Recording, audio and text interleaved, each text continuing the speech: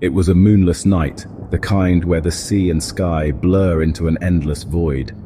I was alone, my small fishing boat rocking gently in the waves just off the coast of Maine. Fishing at night was my ritual, my solace. The ocean felt alive, mysterious and unforgiving, a fitting companion for a man like me who had grown used to solitude. But that night, the ocean offered me something I could never forget. I was reeling in a particularly heavy line, focused on the weight that pulled against my hands, when I noticed the fog rolling in.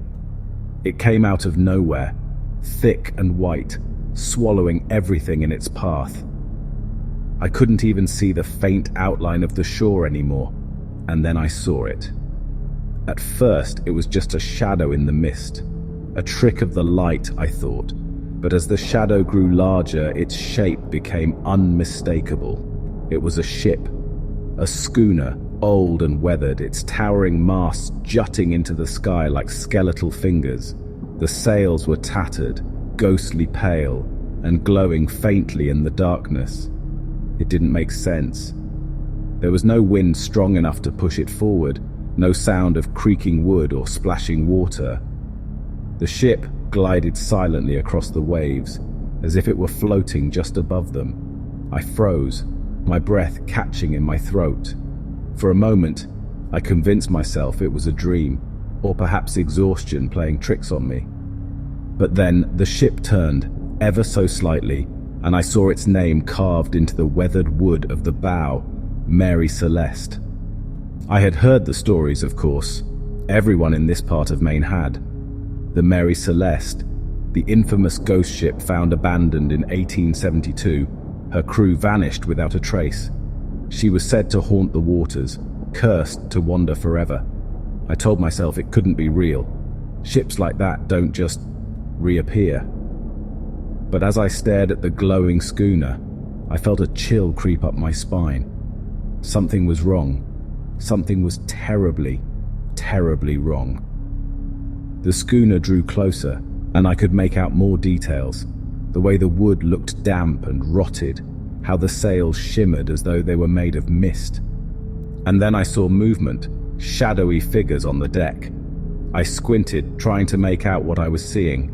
Were they crew members? But no, these figures weren't right. They moved unnaturally, their forms flickering like the static of an old television. Their eyes, if they had any, were hollow pits of darkness. I wanted to flee, to start my engine and race back to shore, but I couldn't move. My hands were frozen to the boat's railing, my legs locked in place. And then the sound started. It was faint at first, just a low hum that seemed to vibrate in my chest. But it grew louder, more distinct. It was a wailing, high-pitched and mournful, like the cries of lost souls. It seemed to come from everywhere at once, wrapping around me, pressing into my ears. I dropped to my knees, covering my ears with my hands, but it didn't help. The sound wasn't just in the air, it was inside my head, rattling my thoughts. When I dared to look up again, the ship was closer still. The shadowy figures on deck were watching me now, their hollow gazes fixed on my tiny boat. One of them raised a hand and pointed. That's when the cold hit me. It was an unnatural cold, bone deep and paralyzing. My breath came out in visible puffs, and frost began to form on the railing of my boat. And then, it spoke, not in words, but in a voice that invaded my mind. It was a chorus of whispers, overlapping and echoing, each one filled with despair. "Help us," they said. "Join us!" I shook my head violently, screaming into the night. "No, stay away from me." But the ship didn't stop. It loomed over me now, close enough that I could see the barnacles crusting its hull, the seaweed clinging to its sides like a shroud. The figures on deck moved closer to the edge, their ghostly forms flickering in and out of existence. I scrambled to my feet, fumbling for the ignition. My hands were trembling so badly I could barely turn the key. The engine roared to life, and I pushed the throttle forward, desperate to escape. As my boat lurched forward, I risked one last glance at the schooner. It was fading now, dissolving back into the mist. but the figures on deck were still watching me, their hollow eyes burning into my soul. And then it was gone. The fog lifted as quickly as it had appeared, and the ocean was calm again, but the air still felt heavy, oppressive. I didn't stop until I reached the shore, stumbling out of my boat and onto solid ground. I told the locals what I'd seen, expecting them to laugh or dismiss me as crazy, but they didn't. Instead, they exchanged uneasy glances and told me the stories of other fishermen who had seen the ghostly schooner, of boats that had vanished without a trace after crossing its path. They said I was lucky to have escaped, but I didn't feel lucky. Even now I can't close my eyes without seeing the Mary Celeste, her glowing sails and shadowy crew burned into my memory. And every time I venture out to sea, I can feel it watching me, waiting.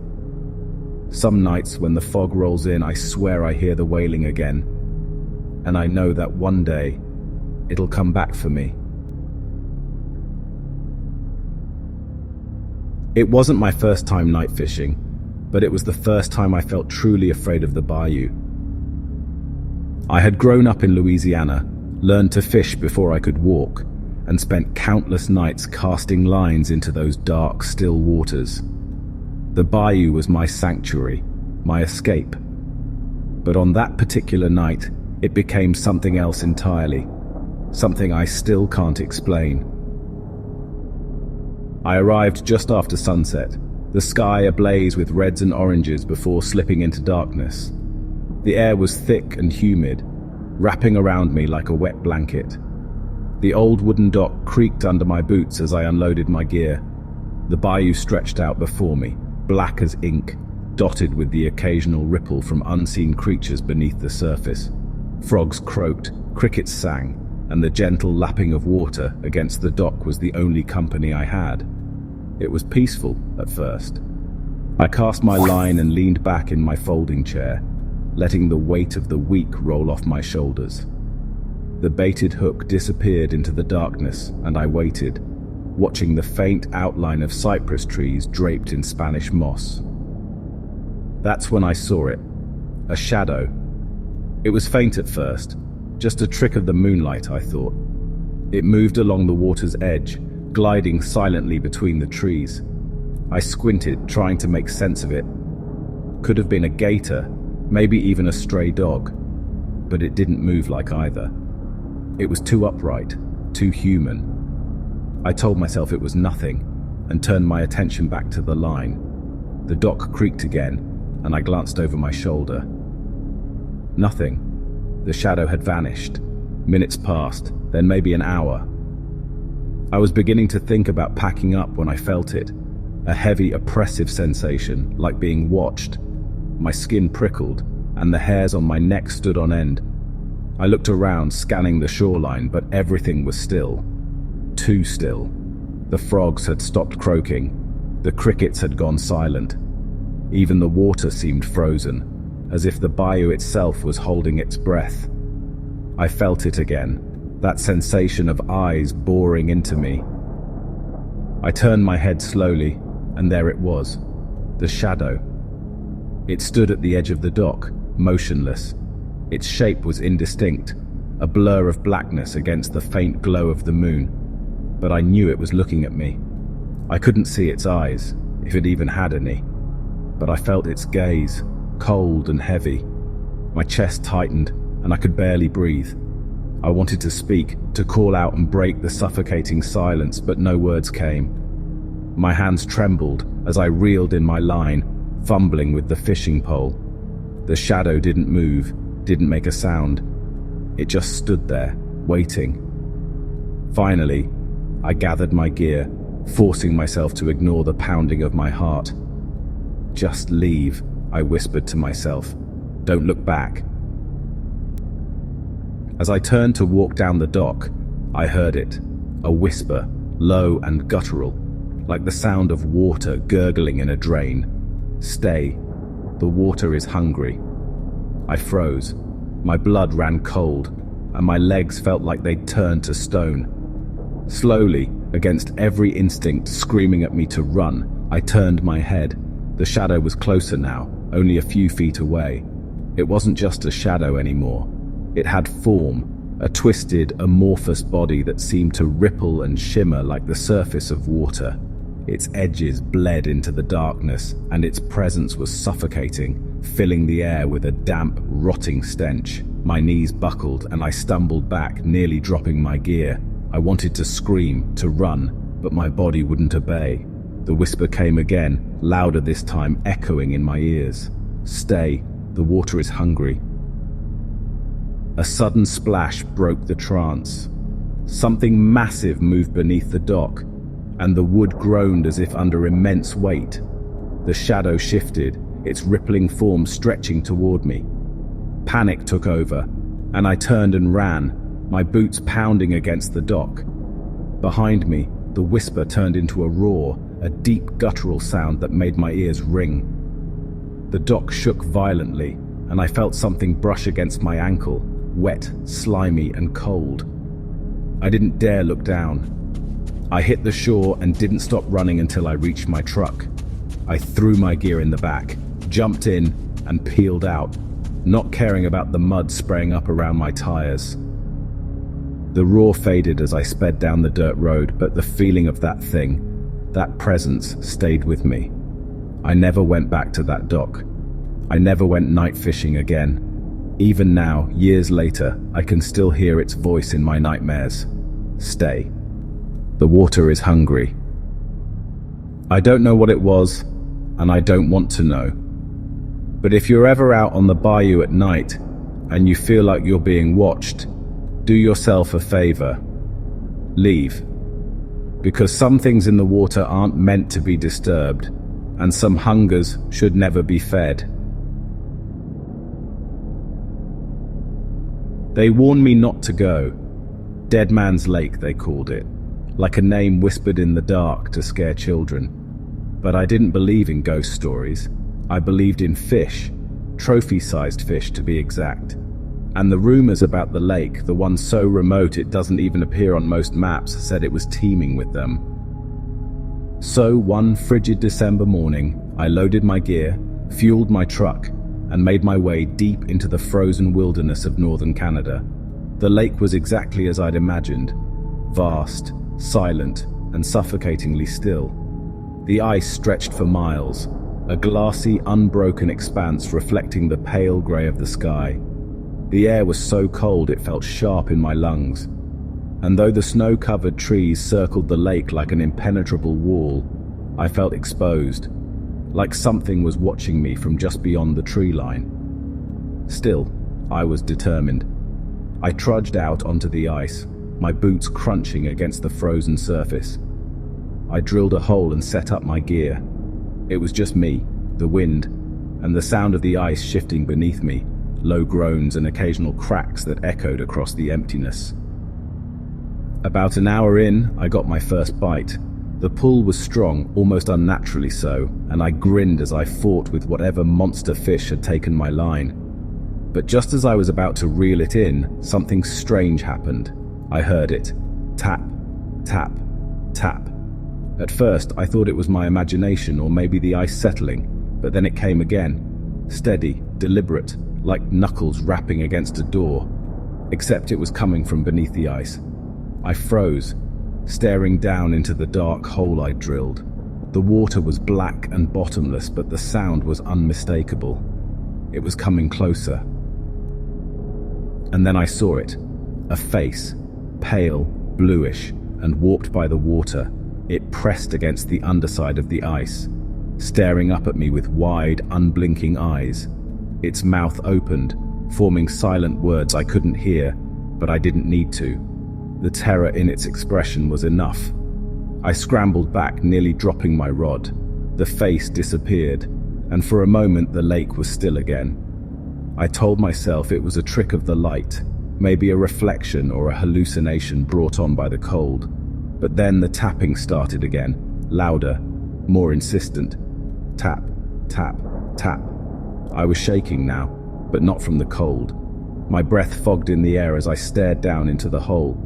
This time it wasn't just a face. Hands appeared, skeletal and grey, Fingers splayed against the ice as if trying to claw through.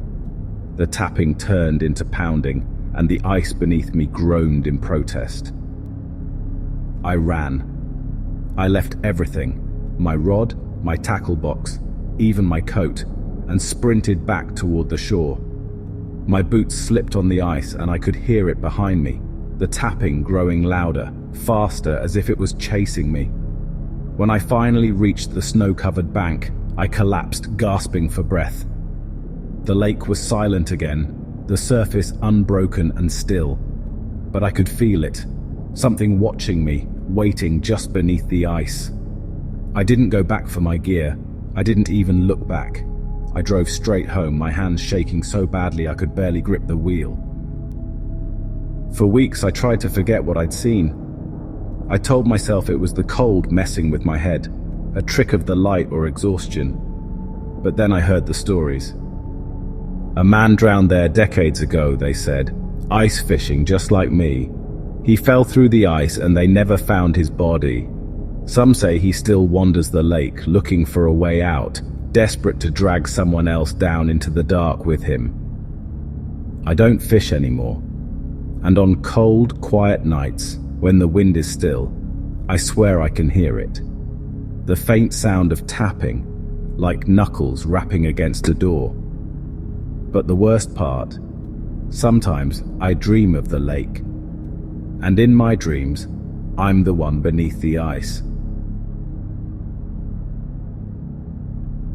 It started innocently enough, a fishing trip. Just me, my rod, and a small rented rowboat. I'd heard tales about Loch Morar, its deep, glassy waters stretching farther than the eye could see, shrouded in mist and mystery. Some said it was deeper than the ocean, hiding secrets that no one dared to uncover. But I wasn't there for legends. I wanted trout, maybe a moment of peace away from the world. The sun had long dipped below the horizon, leaving only the faintest glow over the hills.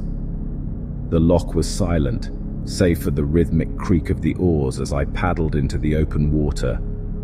The air smelled of damp earth and decaying leaves, the kind of scent that settles heavy in your lungs. I cast my line and waited. Minutes stretched into an hour, nothing, not even a ripple. Then, just as I considered heading back, I saw her. At first, she was just a silhouette, a figure standing on the shoreline, motionless. The faint moonlight caught the outline of her gown, long and flowing, as if she had stepped out of another time. Her hair, dark and wild, spilled over her shoulders. She didn't move, didn't make a sound. She simply stood there, watching. I called out, "Hello? Are you all right?" No response. And then, she raised her arm. Slowly, deliberately, she beckoned. Something in the pit of my stomach twisted, a primal instinct telling me to row away. But curiosity, or maybe something stronger, drew me in. I paddled closer, the sound of the oars splashing against the water oddly muted, as though the loch itself was holding its breath. "Do you need help?" I asked again, my voice cracking. Still no reply. She just stood there, her hand outstretched, urging me closer. As I neared the shore, I noticed details that made my skin crawl. Her dress wasn't just old-fashioned, it was tattered, soaked, clinging to her frame as though she'd just emerged from the loch. Her face, pale and blurred by the mist, was devoid of expression. And her eyes were pools of darkness, bottomless and hollow. I froze, gripping the oars. Something wasn't right. Every fiber of my being screamed at me to turn back, but my hands wouldn't move. It was as if her gaze held me, locking me in place. And then she smiled. It wasn't a kind smile, or even a human one. It was too wide, too sharp, stretching her face in a grotesque parody of joy. In that moment, I knew I wasn't looking at a woman. I was looking at something else entirely. The next thing I knew, she was gone. One blink, and the shoreline was empty. A chill ran through me as I scanned the area, searching for any sign of her. The loch was still, the mist curling over its surface like ghostly fingers. My boat rocked gently in the water, but something about the motion felt wrong, offbeat, unnatural. And then I heard it. A splash. It wasn't the gentle lapping of water against the boat. It was something heavy, something large, moving beneath me. The sound came again, closer this time. My heart thundered in my chest as I peered over the edge. The water, so dark and opaque, seemed to ripple with a life of its own. And then I saw her. Her face emerged just below the surface, her lifeless eyes locked onto mine. Her mouth moved, forming words I couldn't hear but somehow understood. "Come closer," I screamed, shoving the oars into the water and paddling with all my strength. The boat lurched forward, but the loch seemed to fight me, its currents pulling me back toward her. The splashes grew louder, more frantic, as if something massive was chasing me. I dared one last glance behind me and saw her rising from the water, her arms outstretched, her mouth gaping in a silent scream. The boat tipped violently as if an unseen force had grabbed it. I was thrown into the freezing water, the shock stealing the breath from my lungs. The cold was unbearable, wrapping around me like icy chains, dragging me down. I struggled, clawing at the water, but something wrapped around my ankle. A hand, impossibly strong, pulling me deeper. Her face loomed in front of me, her smile wider than ever, her eyes glinting with malicious glee. In that moment, I knew I was going to die. But then, I heard a voice, distant, muffled, but unmistakably human. Someone was shouting from the shore, a flashlight cutting through the darkness. The grip on my ankle loosened, and I kicked with all my strength, breaking the surface and gasping for air. Somehow I made it back to the boat. My rescuer, a local fisherman, pulled me aboard, his face pale as he muttered a prayer under his breath. "You saw her, didn't you?" he asked as we reached the shore. I could only nod, my teeth chattering too hard to speak. "She's the lady of the loch," he said, "drowned centuries ago. They say she lures fishermen to their deaths, just like you." He paused, his eyes scanning the misty waters. "You're lucky to be alive." Lucky. That's what they called it. But even now, I can't sleep without seeing her face, without hearing her voice whispering from the depths of my mind, "Come closer." And sometimes, late at night, I swear I can hear the loch calling me back,